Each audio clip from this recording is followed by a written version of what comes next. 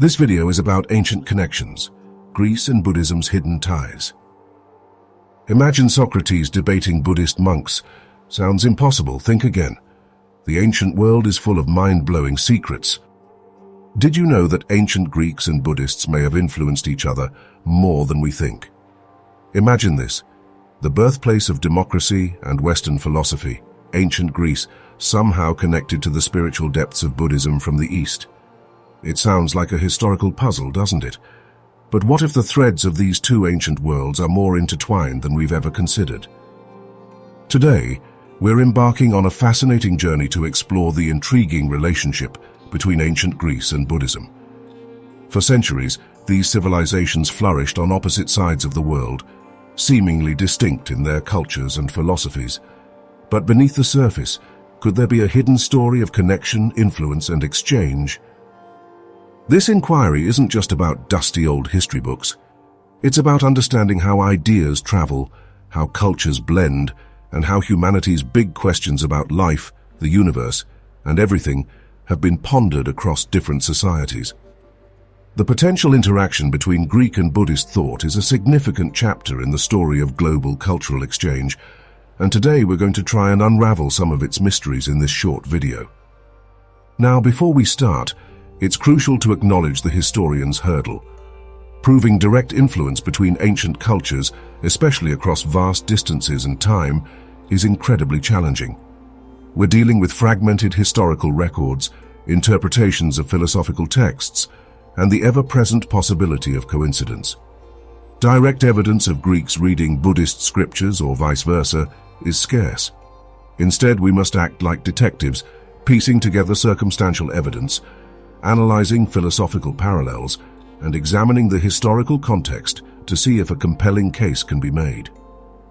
It's a journey through shadows and whispers of the past, where certainty is rare, but intriguing possibilities abound. So, how could these interactions have even occurred? The answer lies in the currents of history, trade and conquest. Ancient trade routes like the Silk Road weren't just pathways for goods, they were highways of ideas.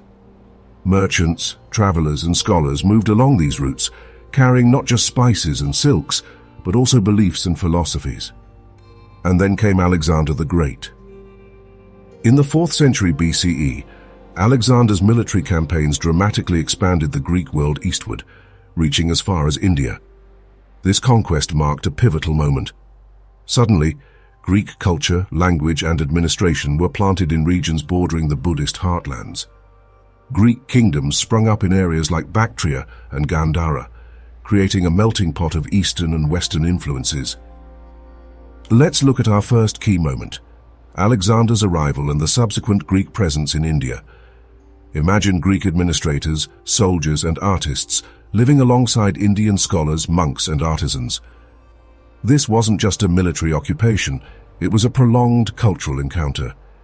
We see evidence of this in Gandharan art, a unique style that blends Greek artistic realism with Buddhist iconography. Statues of Buddha began to be depicted with features and drapery reminiscent of Greek sculptures. This artistic fusion is a powerful symbol of cultural exchange and hints at a deeper intellectual interaction. Did Greek thinkers and Buddhist monks engage in philosophical dialogues? It's highly likely that they did, even if the specifics remain elusive.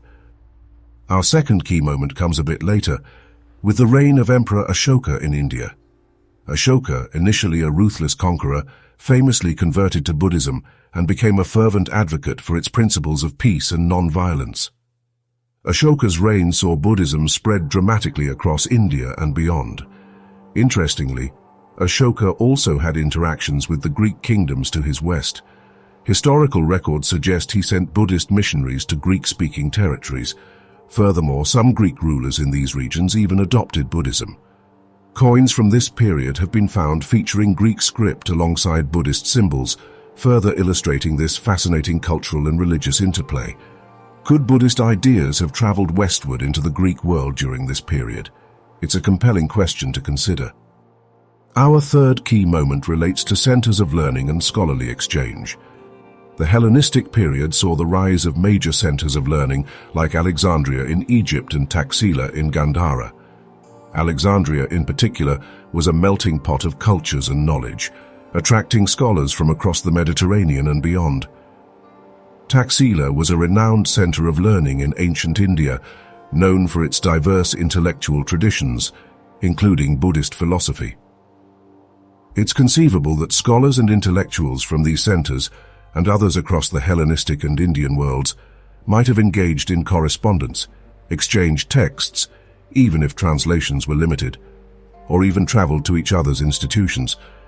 These intellectual hubs could have served as crucial nodes for the transmission and discussion of philosophical and religious ideas, including those of Greek and Buddhist origin. Our next key moment involves mercenary service and military migrations. Beyond Alexander the Great's initial conquest, there were ongoing military interactions and migrations in the Hellenistic East. Greek soldiers, adventurers, and mercenaries were known to serve in various armies across the region, including those of Indian kingdoms. Similarly, individuals from Indian regions might have been employed in Greek armies or migrated westward. This military and mercenary culture could have facilitated cultural exchange on a more personal level. Soldiers from different backgrounds living and fighting alongside each other would have shared stories, beliefs, and practices, even outside of formal philosophical or religious contexts. This type of interaction, while less about formal doctrine, could still contribute to a broader cultural osmosis and the spread of ideas. So, what have we learned? While we can't definitively say the ancient Greeks secretly embraced Buddhism in a widespread religious conversion sense, the evidence points to significant cultural and intellectual exchanges. The historical interactions, especially during and after Alexander's conquests, created fertile ground for ideas to mingle. Philosophical parallels exist between Greek schools of thought like Stoicism and Epicureanism and certain Buddhist principles. Concepts of detachment, virtue, and the pursuit of inner peace resonate across both traditions. However, it's crucial to remember the complexity of cultural exchange. Influence isn't always direct or easily traceable. Ideas can evolve independently or be subtly absorbed and transformed as they travel across cultures. The story of ancient Greece and Buddhism is a testament to the interconnectedness of the ancient world and the enduring power of ideas to transcend geographical and cultural boundaries. It invites us to look beyond simple narratives and appreciate the nuanced tapestry of human history. Now we want to hear from you. What are your thoughts on this potential connection? Do you think ancient Greeks and Buddhists influenced each other more than we realize? Leave your comments below.